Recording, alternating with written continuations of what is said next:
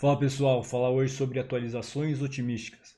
As atualizações otimísticas elas são relacionadas a uma técnica que a gente usa para deixar as interfaces mais responsivas e fluindo melhor. O Instagram ela usa muito essa estratégia, o Facebook, enfim, diversos aplicativos usam isso para deixar a interface mais responsiva e mais legal, mais com um UX melhor. Qual que é a ideia? Aqui eu tenho uma emulação de um post do Instagram. Então aqui eu tenho uma foto de um cachorro, que seria o cachorro dos parça. E pô, eu achei maneiro. Eu gostei do cachorro dos parça. Aí eu posso dar um like. Aí ele vai avisar, ó, curtido com sucesso. Beleza. Pô, é um fluxo que todo mundo conhece, certo? É muito intuitivo, a gente faz isso todos os dias. A gente dá like nas coisas todos os dias.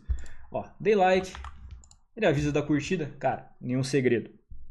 Mas, para que isso aconteça, tem todo um fluxo que precisa acontecer para a gente saber que uma curtida aconteceu de fato. E esse que é o problema da questão. Esse que é o X. Então vamos lá. Qual que é o fluxo que acontece? A gente tem o device que roda isso, que o usuário está usando. Pode ser um mobile, o aplicativo do Instagram, o browser, enfim. O cara vai lá e dá um like numa foto. O que acontece?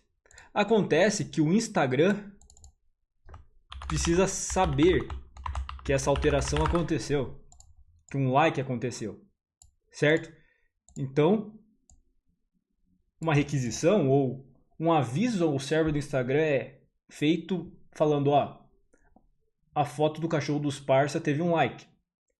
Internamente, o Instagram precisa salvar isso no banco de dados ou rodar todo um esquema, todo um fluxo que ele tem internamente para efetuar esse like, certo? Que aí envolvem N processos. Mas enfim, ponto é, um monte de coisa acontece dentro do server do Insta. E enquanto esse processo acontece, muita coisa errada pode acontecer. Num fluxo perfeito, igual está sendo simulado aqui, que eu vou lá, dou um like no cachorro dos parça, ele fala na hora, beleza, que aqui não tem nenhum server envolvido, é tudo client, é uma aplicaçãozinha que roda local, que não tem nenhum risco de falha, ele, que é o fluxo padrão, ele vai retornar para você um ok, falando, beleza, mano, perfeito, o like aconteceu de fato, eu recebi essa alteração, pode atualizar a UI, certo? Mas eu quero que você pense em um cenário. Caso, ao invés de retornar um ok, uma situação do tipo, ou ao invés de enviar para o Instagram, você estava sem internet, aí o Instagram não sabe que chegou essa requisição, então ele não tem como responder. E aí fica, cara, como que você vai saber se é ou não é para mudar o ícone do like, ou para refletir a alteração de um like na tua aplicação? Como que você sabe que você precisa colocar um like? Em teoria, a gente espera que o server retorne. Mas caso o server não retorne nada e tiver um delay no meio, a informação chegar no server, mas dentro daquele processo do Instagram, alguma coisa falhar. Entendeu? Aí que entra a atualização otimística, que é o que muita aplicação faz. Eles vão seguir um fluxo parecido com esse. Primeiro, deixa eu contextualizar como que está organizada essa aplicação local. Eu tenho... Esse é o ponto principal. Eu coloquei uma emulação de tempo de resposta do server e uma probabilidade de falha. Ambos estão em 0. Ou seja, quando eu clico no like, quando o like no coraçãozinho acontece, ele, com toda a certeza do mundo, vai dar certo. Só que aí tem uma questão. Eu estou aplicando uma atualização otimística. O que isso quer dizer? Quando eu clico no like, ele roda esse fluxo. E você pode ver aqui que eu estou de antemão já atualizando a tela. E isso eu estou sendo otimista. Estou falando, cara, eu boto fé. Eu boto fé que vai retornar certo. E que a foto do cachorro dos parça vai ter like. E que deu tudo certo. Então eu sou otimista. Eu atualizo a UI antes de ter a resposta. Ah, Raposo, e se der errado? Se der errado, cai nesse bloco de catch. E aí o que eu faço? Eu faço o que a gente chama de rollback. O que seria um rollback? Eu reverto a alteração que eu fiz. Eu removo o like. Então, vamos lá. Digamos que a probabilidade de falha do server seja 100%. Seja 100%. Eu dou um like, ele fala, ó, errou curtir. Ó, ele nunca vai dar certo. Então você vê que tem um flick, né, ele rapidamente muda o ícone de vermelho para nulo, para sem cor. Por quê? Porque eu fiz rollback, eu fiz atualização otimística e eu fiz rollback. Agora, deixa eu aumentar o tempo de resposta do server para ser 1 segundo. Né, que aí começa a ficar mais real a coisa. Eu dei like, ele fala, cara, deu erro, eu curti. Eu reverto. Só que eu clico, você pode ver que ele fica um tempo marcado, que é esse 1 segundo que ele está esperando a resposta do server. Então eu otimisticamente falei, mano, o server vai retornar certo. Só que o server foi lá e me decepcionou, ele retornou erro. E aí eu reverto a alteração, falo, não, beleza, deixa eu voltar aqui porque estava antes. Então esse é o conceito de atualização otimística, tá?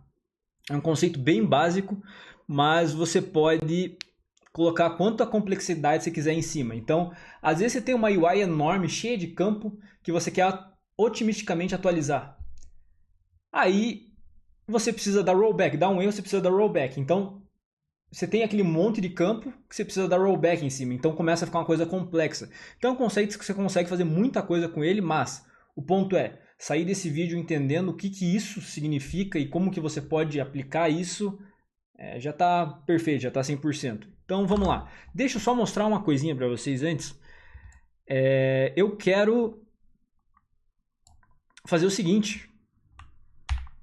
Eu quero mostrar para vocês como que ficaria isso aqui caso não tivesse atualização otimística.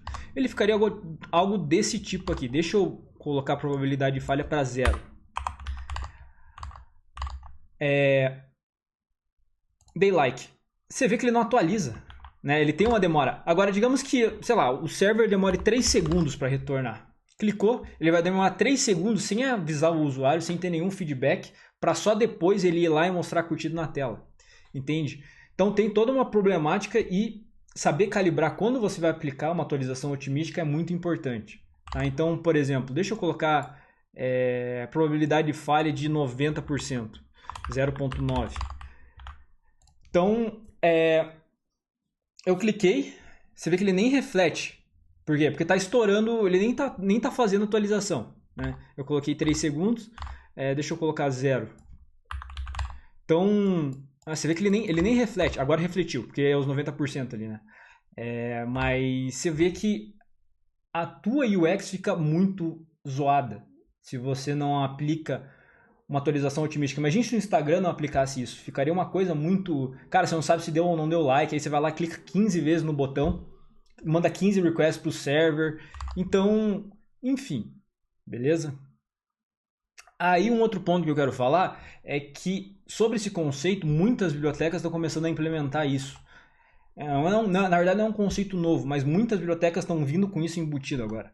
Por exemplo, o RTK, a parte da atualização do Redux, toolkit lá do React, que já tem todo um controle de queries e de requests e coisas do tipo, e cache, enfim. Ele já tem atualização otimística embutida, e você pode implementar isso se você quiser. Que tem toda a documentação, eu não vou passar nisso porque sai do contexto do vídeo. Mas, por exemplo, também o TenStack, que é para o React, também tem atualizações otimísticas e segue esse exato conceito que eu mostrei para você. Você faz rollback, caso necessário, enfim. Já vem com vários facilitadores para você implementar esse tipo de coisa. Beleza? Era isso que eu queria falar para vocês hoje. E é isso, é nóis.